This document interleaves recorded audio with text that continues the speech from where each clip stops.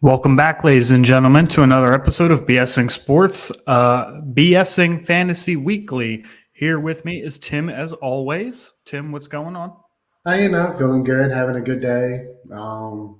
Can't wait to talk some fantasy sports with you. I got a Yeah, couple. I know, dude. It's like my favorite segment of the week that we do here on BSing Sports is Fantasy Weekly. So, first, I would like to tell everybody on Spotify that that music was brought to you by Orphan Rivers. Fantastic intro music, as always.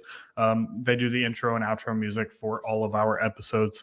So, to this week's episode, we're going to talk about just a couple different things. You know, we're a quarter of the way through the season now, so we're going to go over our biggest surprises, both good and bad at each position, as well as is it a good idea to flex a tight end in a tight end premium league? But we will talk about that in a second. Tim, let's start with you. Quarterback, arguably the most important position in superflex leagues, which is what you and I mostly play. Who's your biggest surprise? Good. Who's your biggest good surprise? My biggest good surprise is Jared Goff. He Yeah, is that's quarterback an obvious one. That's a big one right there. I think he caught a lot quarterback of people number off guard. 5 right now. Let's talk about him real quick. He is doing everything he's supposed to as a number one overall draft pick in what was it, 2017, I think? 16. 2016. He's doing everything that he was supposed to do, like he did in 2016, and put the Rams on network. Now he's putting the Detroit in the number one offense, scoring the most points. He making all the right decisions that he need to make. His offensive line is phenomenal, top 2 in the league, other than behind the Eagles, of course. But it's still a phenomenal offensive line. But I want to talk about this bad quarterback on my list, All right, who's your bad quarterback? Matt Ryan. He ranked quarterback 24 right now. I'm glad that's a surprise to you because I sat up here and have been saying for weeks that that wasn't going to be a surprise to me.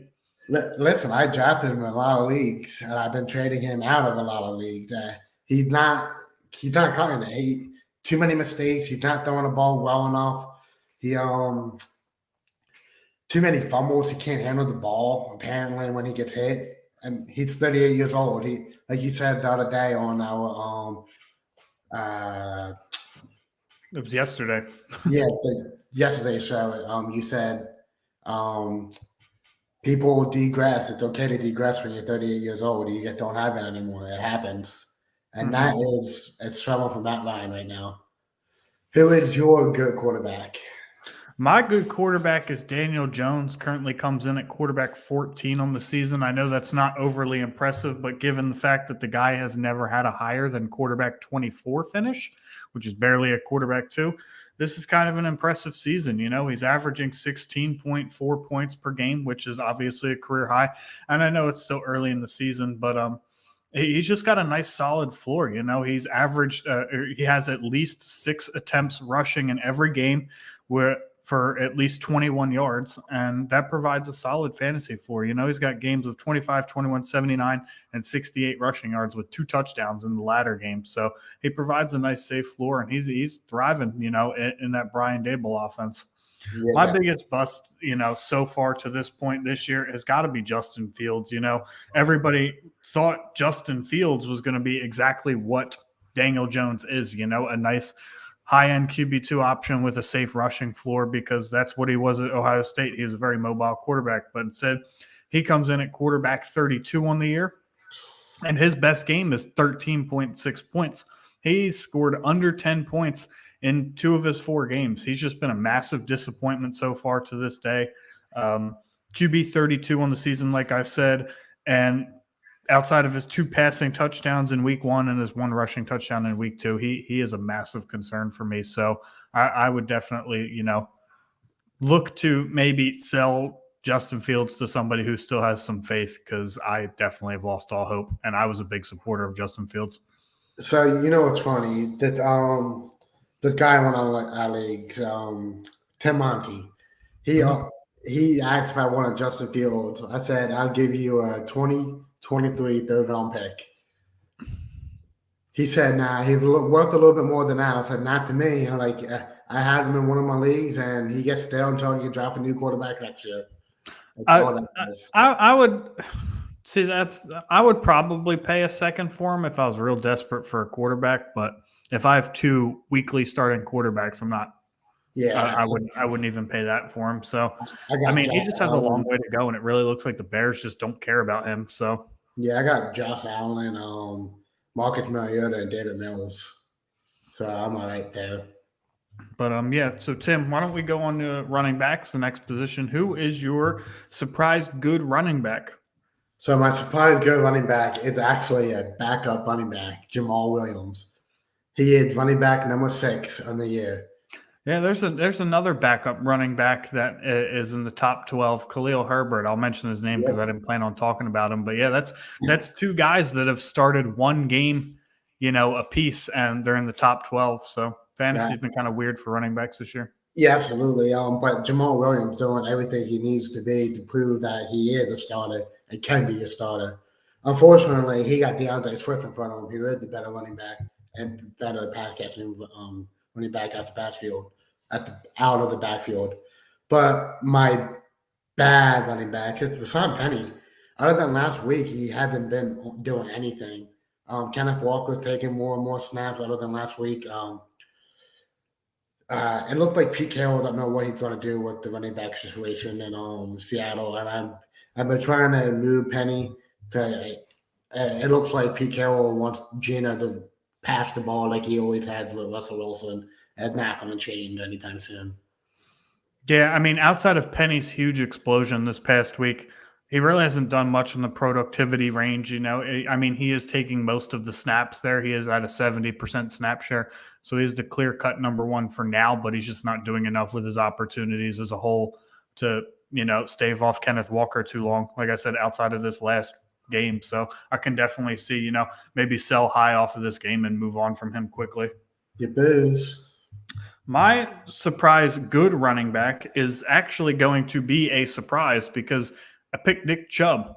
Currently in PPR formats, he's the RB1, and I didn't see that coming at all. I've always valued Chubb as a high end RB2, maybe a low end RB1, simply because he just never had gotten the receiving work. We all know that he's a fantastic running back, but the fact that he splits time with Kareem Hunt, as well as, doesn't really catch passes too often. That's kind of a surprise for me that he'd be number one in PPR formats.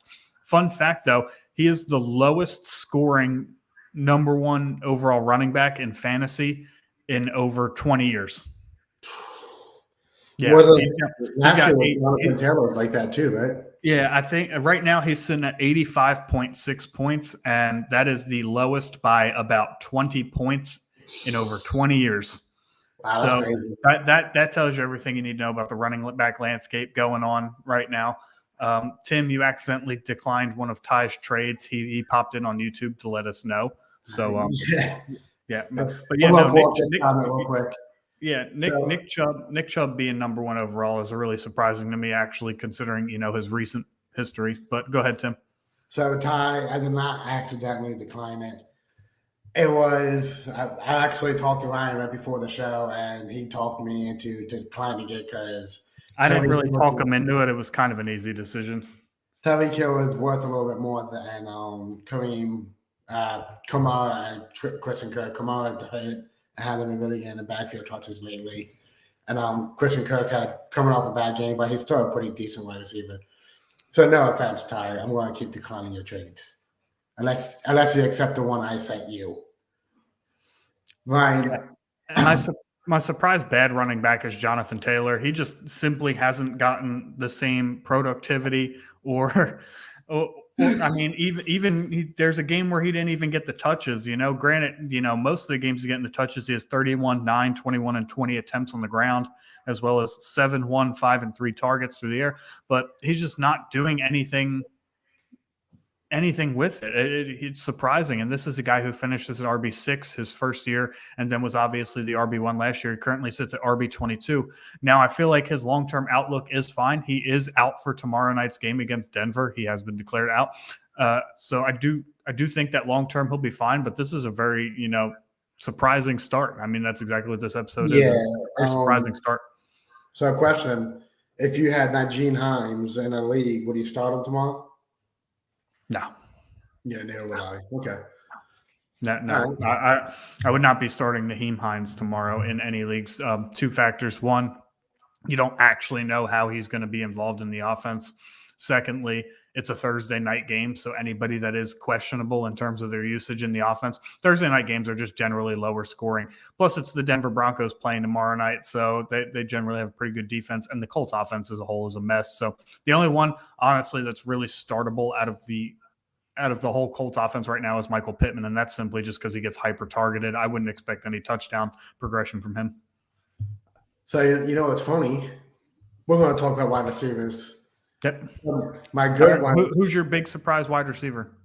I'm on St. Brown. I'm on Ross St. Brown. Sun God St. Brown, for those of you that don't know what that is. He is wide receiver number 7. Last year, I picked him up off of waiver wire. Then he done wonders for me, got me to the championship round. He put up 30 points in last 5 weeks of the season each. Put a name on the map, and I thought he was going to degress. Absolutely thought he was going to degress. With Josh Reynolds there, Jared Goff coming over from LA, or with Josh Reynolds there, DJ Chalk coming over. I thought he was going to degress, and absolutely not. That is Jared Goff, most favorite target. There's nothing else to say. He's going to get the touchdowns. He's going to get the ball. Dan Campbell got a game plan for him, and they're going to keep using that game plan until he can be stopped.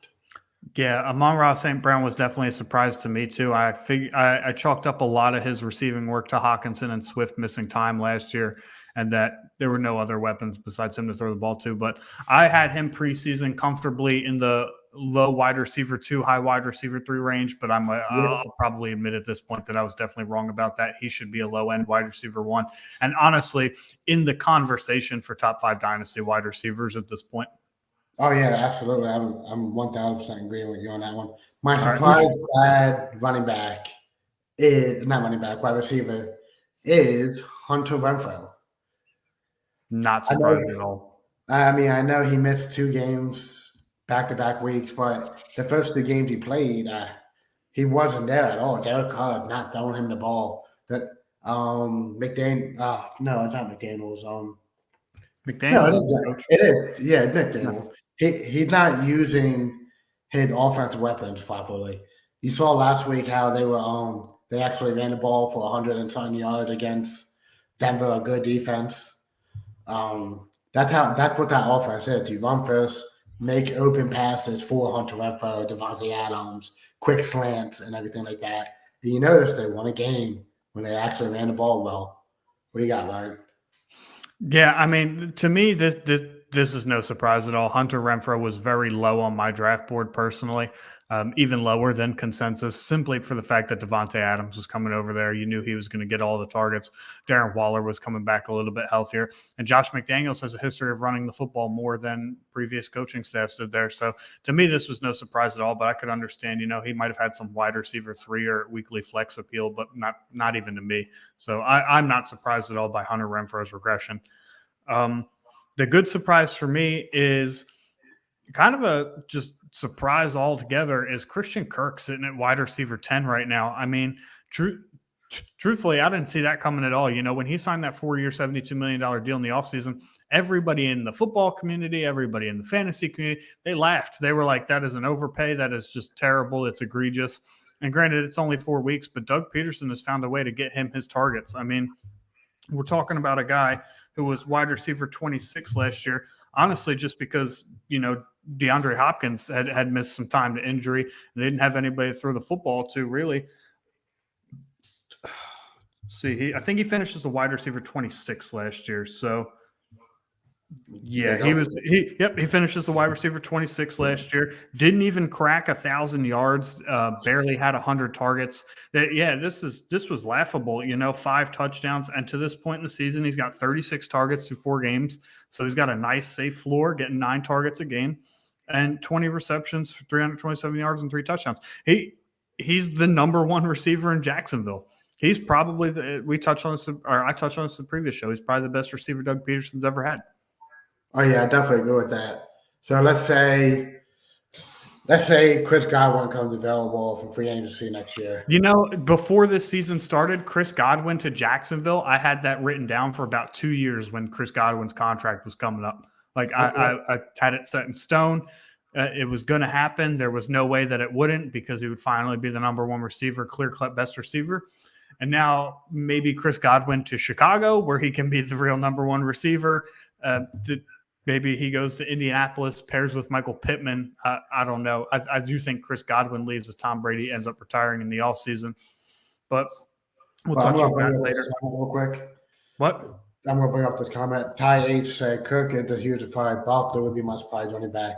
Barkley is a surprise running back to me also, Ty. But with the new offensive mind that cares, I think it's going to be his time. He's 1,000% fully healthy, and it shows on the field that he wants the ball, give him the ball, and he's going to do great things with the ball. Yeah, I'm not surprised by Barkley. It was all just a matter of staying healthy for him, in all honesty, and that's really been the issue with him over the years is just his inability to stay healthy. The talent was always there, the touches were always going to be there. He had a full offseason to finally recover from all his injuries, and he looks good, looks fantastic.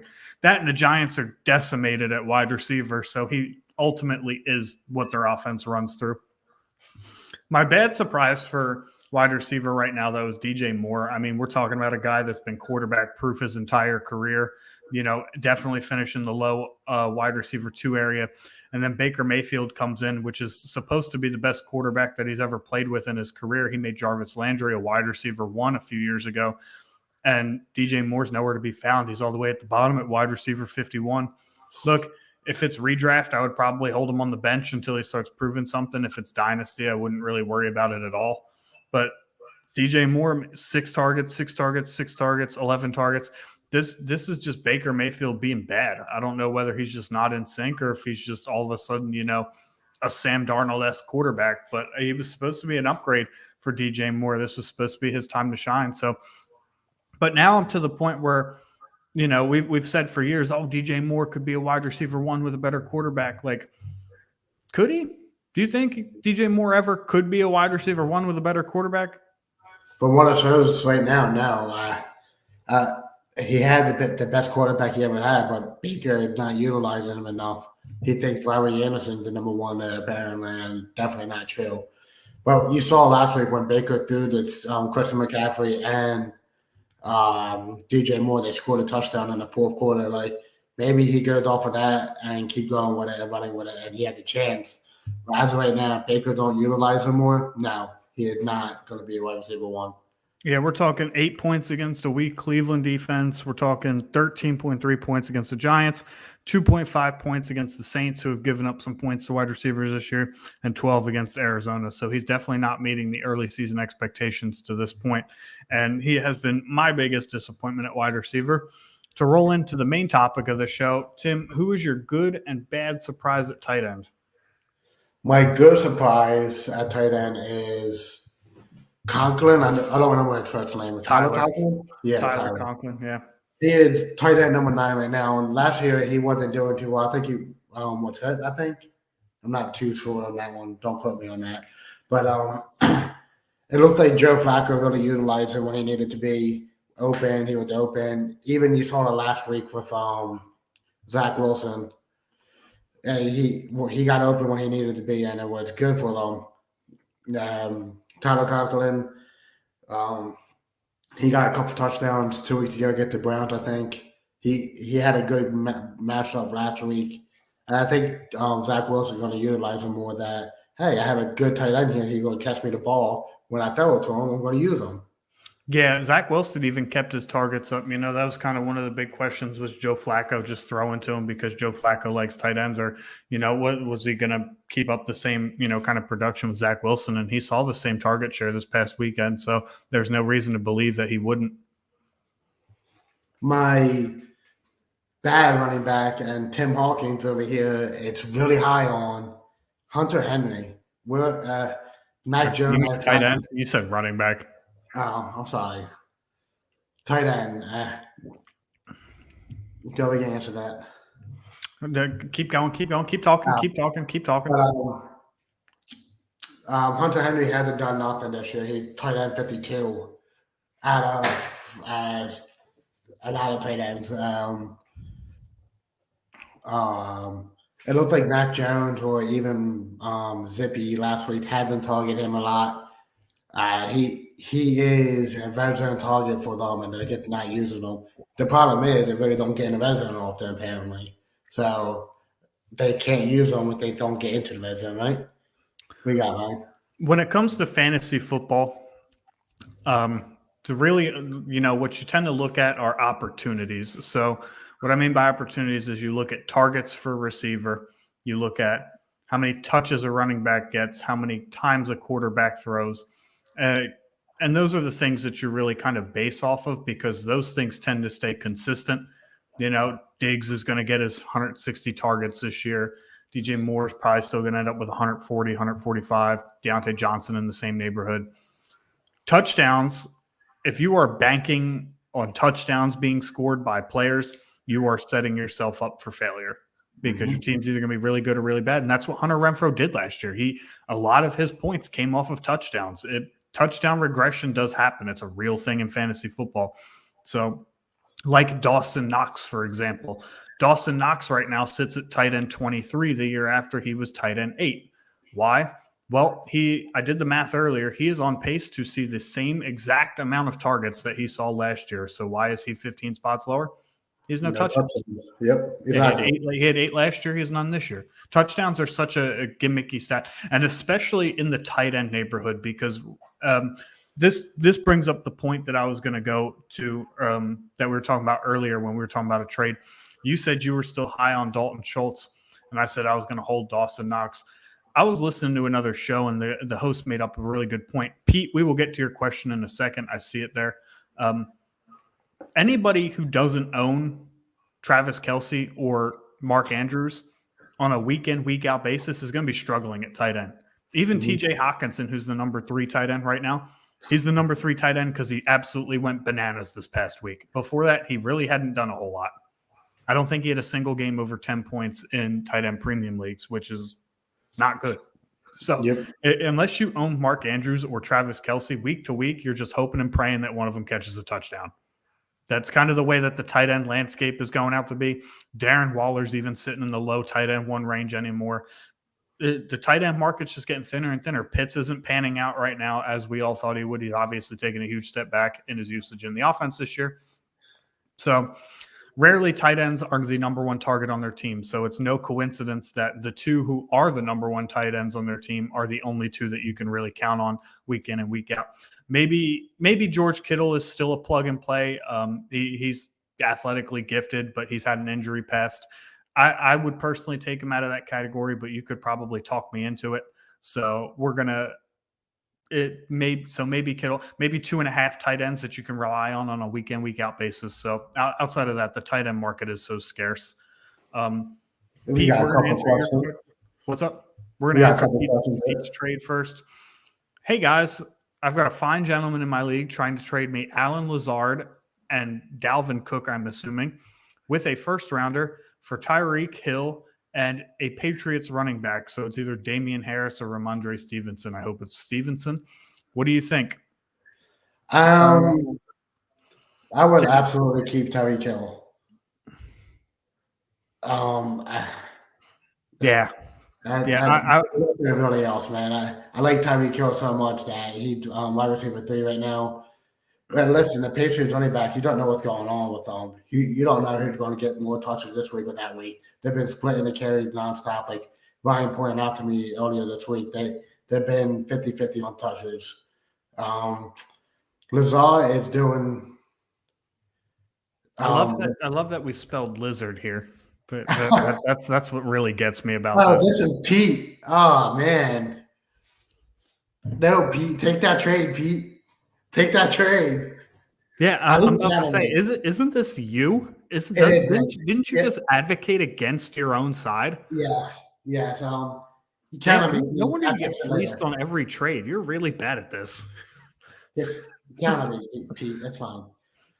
In all honesty, from a non-biased point of view, I'm keeping Tyreek Hill. I don't even know that I would trade Tyreek Hill for Lazard, Cook, and a first straight up. I'm not high on Dalvin Cook. I never was. I'm really not big into buying 26 or 27-year-old running backs. To me, the cliff is right there. If you look at a lot of those guys this year, a lot of the guys that turned 27 this year just have not produced. Looking at you, Alvin Kamara, Derrick Henry finally got back on the tracks.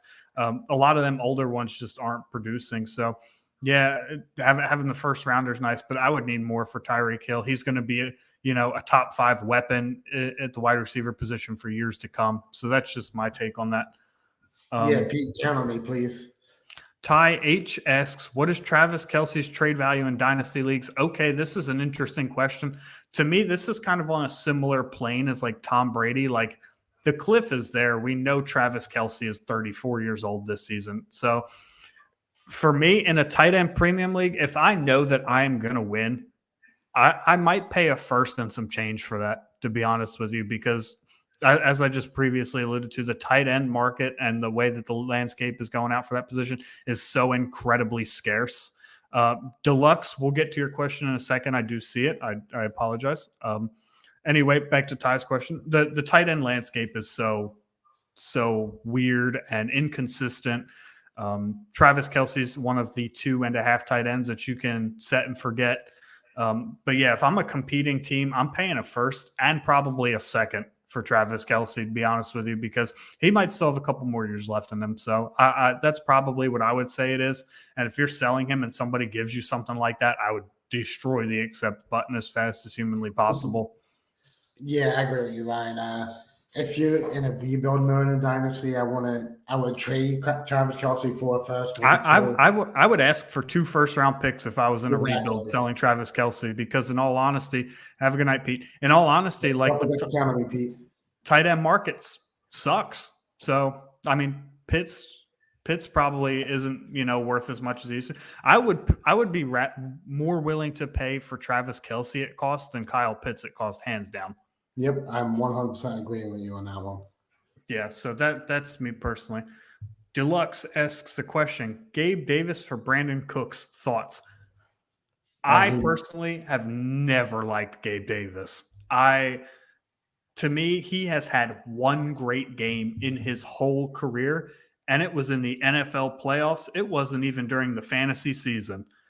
Yeah. This is a guy, Gabe Davis, who has never finished above wide receiver 57. And this was a guy that was getting drafted above guys like Brandon Cooks. He was getting drafted in the neighborhood of DJ Moore because of this one game. Gabe Davis was incredibly overvalued in the offseason, and now he's coming back down to earth. I know he missed the last game, but he's wide receiver 65 on the year. That missing one, that's not because he missed one game. It's because he's overvalued and overrated. I would easily take Brandon Cooks, who is the clear-cut wide receiver 1, and will absolutely see more targets than Gabe Davis. Yeah, man, I'm agreeing with you on that one too. It looked like Gabe Davis is the third target offense. Isaiah McKenzie is getting more targets than Gabe Davis right now. Stephon Diggs. And then even Devin Singletary out the backfield getting more targets than Gabe Davis right now. I think Gabe Davis had 3 targets last week and he was injured. And he caught one for 10 yards, I think. Yeah, so I would definitely take that Brandon Cooks trade over Gabe Davis. Yeah, in any format, whether this is a trade, you're thinking about dropping Gabe Davis. I'm assuming it's a trade. I would do Brandon Cook's side easily here, in my opinion. I personally would have sold. If I had picked up Gabe Davis, I would have sold him immediately in the offseason, but that's just me. We did your bad tight end already, right? Yeah. All right, so my good tight end is Gerald Everett. Yes, some people were high on him getting moved to LA, but the fact of the matter is that Justin Herbert was not a big fan of using his tight ends, up until this season. And this could have a lot to do with the fact that Keenan Allen has missed 3 straight games. But right now, Gerald Everett sits as the tight end 6 in PPR formats. And currently in tight end premium leagues, he is averaging 12.28 points per game. Now, when Keenan Allen comes back, should that be this week or next week, I don't expect Everett's production to continue. I expect it to take a slight dip. However, I think he's at the point now where he's established himself in that offense, and he could very well easily finish in the top 12 tight ends this year. So as a tight end one, through 4 games, he has 57 points, and he's seen 26 targets. So he's getting 6.5 targets a game. That's a pretty solid floor for a tight end. And he's also got 2 touchdowns. So I think Gerald Everett, is a good buy low at this point because most people would be looking to kind of overlook him anyway. Similar scenarios, Tyler Conklin.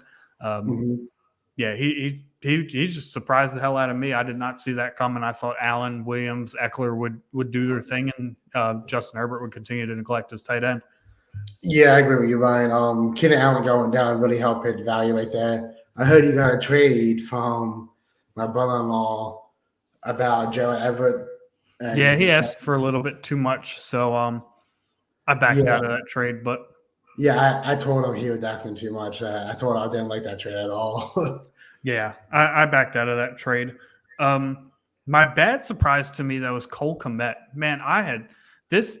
So Cole Kmet last year saw 93 targets and was the only tight end in the top 8 in targets to not finish in the top 8 for the season. He finished as tight end 21.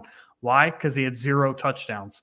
So banking on the fact that he was hopefully not going to have 0 touchdowns again and see the same kind of targets, I was high on him. I was like, if he sees that target share and even scores 4 touchdowns, he's probably a tight end 1. And he'd be such a flyer for it. And I was just so hyped on the sneaky value that he had. And I guess this has a lot more to do with Justin Fields than probably Cole Kmet. That whole offense is in shambles. Cole Kmet has 8 targets through 4 games. He is absolutely a bench in Dynasty, in deeper Dynasty leagues. And honestly, in shallower Dynasty and redraft leagues, you should probably just go ahead and drop him. He's not going to produce at all this year. I wouldn't even bank on him having a game over 10 points at this point. He's averaging 2.9 points per game in tight end premiums. That's terrible. In all honesty, he's been a complete whiff, and I know that a lot of fantasy analysis were very high on Cole Kmet. So, Tim, what's your take on Cole Kmet? I don't think it had much to do with Cole Kmet per se, as like you said, the Bears' offense did shambles. Justin Fields don't know what's going on in the backfield, don't know how to beat the cover situation. I saw one play last week. It was a tight end screen, and Justin Fields threw it into the ground while he was wide open. Like Justin Fields is terrible. At this point, there isn't a single Bears player that's startable in that offense outside of probably both running backs. In all honesty, like if I was really desperate or really thin on my team, I would flex Khalil Herbert. Yeah, even with Montgomery healthy. Yeah, definitely. I think Khalil Herbert proved his point. Like I can run the ball too. Let me get some targets. Let me get some carries. So. Yeah, I mean, Khalil Herbert's the running back 12. He's only started 1 game this season. That, there's been some weirdness going on in the first quarter of this NFL season that has led to some oddities in fantasy. We got backup running backs in the top 12. We've got tight ends that we've never heard of all over the place. Timothy Hawkins asks, Fields was a product of having great weapons in college, ? I don't think so. I don't want to believe that, truthfully. I think that the Bears organization just doesn't care about him. He did have some work to do coming out of the draft. That's why he was not drafted inside the top 10 with those top 3 quarterbacks. There was some things that he had to work on, but they just didn't get any coaching for him to help him out. I mean, the ownership in Chicago, the management, the coaching, all of it's terrible. I mean, even this year, Matt Eberflus is a defensive-minded coach. He's not there to help out Justin Fields. And Luke Getsy, the offensive coordinator, we've touched on this before. I've never even heard of this guy before this season. So to me, they just don't care enough about Justin Fields to help his progression at all. And he's going to continue to regress until they get him some real coaching. At this point, if this continues this season, I think he'll be far past fixing, and Chicago will probably just move off of him. But yeah, I think if they had a top 5 pick, then we'd probably go draft another quarterback, as in like C.J. Stroud from Ohio State, Bryce Young from Alabama, something like that. They have Anthony Richardson. Yeah, there's a couple different names out there. Yeah, I think Fields in college had a way better coaching staff what he has now, and they utilize him way better than what they use now. And it seems like that in every Ohio quarterback. When they get to the NFL, they're not good. Like they always have to go back, take a few steps, or be backups now. You know what I'm saying? Like, who was the I last think Ohio State quarterback? I think a part of that has to do with the fact that Ohio State's so good and their quarterbacks look great, and then they get drafted by all the bad teams in the NFL that don't have good coaching. They have no direction whatsoever. But yeah, and then we're going to roll into the second topic of this show. Is it a good idea to flex tight ends in a tight end premium league? Tim, I'm going to ask you that question. Is it a good idea to flex tight ends in a tight end premium league? We had this conversation before even this whole fantasy segment happened. So week one, I had to start Dalton Schultz and Mark Andrews because someone was hurt or something like that. I don't remember. And it worked out in my favor. They both had Mark Andrews had a great game, and Dalton Schultz had a great game too. But let me phrase that, a decent game. He put up 11 points in PPR, tight end premium leagues. But other than that first week, I haven't done it since. So I don't think it's beneficial, even with the PPR, because wide receiver is going to get the first look. Wide receiver 2 going to get the second look. Wide receiver 3 going to get the third look. Tight end might get the fourth or fifth look. Like, yeah, there's some players out there that give tight end the first look, but they're not many. I don't see the tight end premium. I don't see the tight end being used so much that. Let me rephrase that. If some way, somehow, you got Travis Kelce and Mark Andrews, yes, I'll start both of them. But if you don't have both of them, no, I'm not starting both. I'm only starting Mark Andrews or either other, and putting a running back in the flex or a wide receiver in the flex. What do you think, Ryan? Yeah, no, I'm 100% on board. I've always thought that flexing tight ends was a very short-minded thing. You know, people try to connect tight ends and think that because they produce versus other tight ends that they actually produce versus other positions. That's kind of why tight end premium was created, not so much to level the floor between tight ends. It doesn't make the gap between TJ Hawkinson and Mark Andrews any smaller. It makes the gap between Mark Andrews and Stephon Diggs smaller. Mm-hmm. Let me give this to you for perspective. So Tyler Higbee is a top 5 tight end in tight end premium, 1.5 per reception, and he has scored 63.5 points on the season as a top 5 tight end. That's the same exact amount that the wide receiver 14 has scored.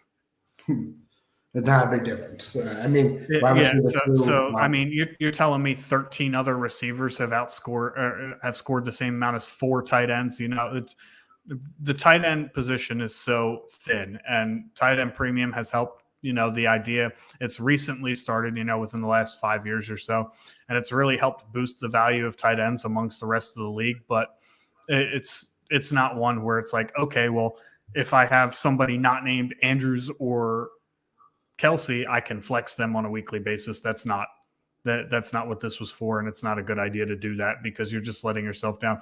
You could go ahead and trade Kyle Pitts right now, who is the tight end 18, and get a boatload of wide receivers that are going to outproduce him on the season week in and week out.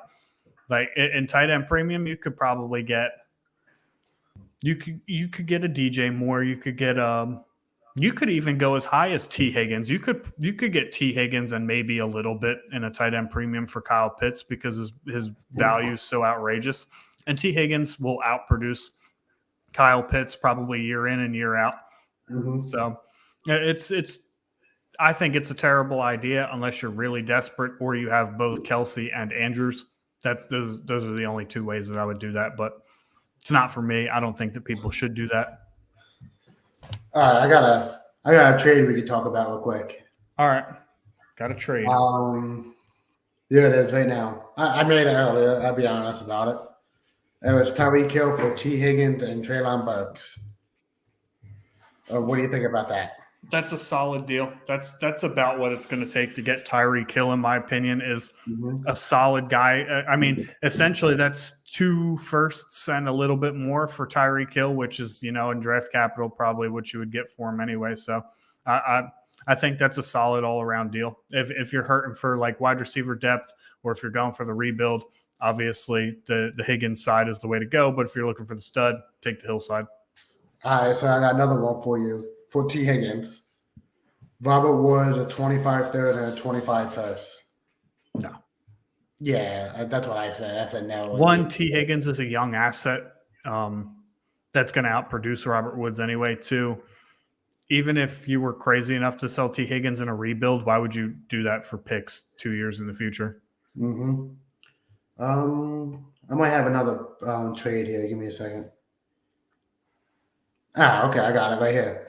Devontae Parker in a Superflex league. Devontae Parker and a 2024 third for David Mills. Mills. That I would comfortably take Mills in Superflex. If it was a second, I'd probably take the other side. Davis Mills has not looked good this year, and for a guy that doesn't have the draft capital of an NFL quarterback to stick around past a year, the timer on him is ticking. So I counted Chris Godwin and a 23 third for David Mills and a 23 second.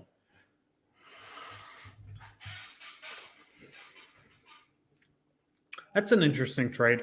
To me, it's about need at that point. If Davis Mills is like your fourth quarterback, say you have four quarterbacks, if he's your fourth quarterback, I'm taking the Godwin side all day. He is my third quarterback. He is my third. But the dude that asked for him, it would be his second. He had Baker Mayfield. That's a trade out of necessity in Superflex. If I were him, I would look for better quarterbacks than Davis Mills. But if nobody else is willing to budge, then that's a deal you got to take. He declined that. I got another one for you. We talked about this a little bit in a group chat yesterday. You're talking about this trade that Bill just sent us. This absolute, God, man, I don't want to embarrass Jake on public, but Jesus, this was an awful trade. We won't talk about that, but that's a lot of pieces being moved anyway, and without a picture of it, I don't want to confuse anybody. You're right. BSing Sports commented Cameron Brate had looked pretty decent, especially considering people thought Rudolph would take over Gronk on some level. That is absolutely correct. I personally thought Rudolph was going to take over Gronk, especially because it came out right off the bat saying Tom Brady's favorite target was going to be Rudolph, and I played into it like an idiot. I wasted so much fab on him, and he hadn't even started a game. He hadn't even dressed for a game. He's a healthy scratch every week. Yeah, I didn't really see Cameron Brate coming in and breaking out, but the last two games he showed some signs of life. So now might be a good time to look into buying Cameron Brate before, this consistency continues. That's just my opinion on that, though. I mean, I could see some sort of sustained success from here on out. Tom Brady looks like he's finally getting back into the groove. Looks like that 15-day layoff in the preseason, he's shaking off the rust. His weapons are coming back a little healthy. Had a good game fantasy-wise last week for sure. So we'll look to see more of that continuing forward. Also, Tom Brady might be around another 5 years. Him and his wife are getting a divorce. So maybe I did win those trades for him. Who knows? I gave up a couple of flyer wide receivers and a third-round pick for Tom Brady in two separate leagues. But I got another trade offer. It was David Njoku and Jonathan Taylor. I know we talked about this one last week. Never mind. I'm sorry. Yeah. If you got nothing else to add, I'm going to sign us out of here. Nope. All right. Tune in to BSing Sports every single day this week because we have a show every single day this week. We do this fantasy episode every Wednesday, so don't forget to like, subscribe, share, and tell your friends about us. You can check out the QR code at the end of the show, and it will have all of our links on there. So check out the website, and like I said, give us a like, subscribe, share. All of that is free, costs nothing. We thank you so much for tuning in, and have a fantastic day. One night.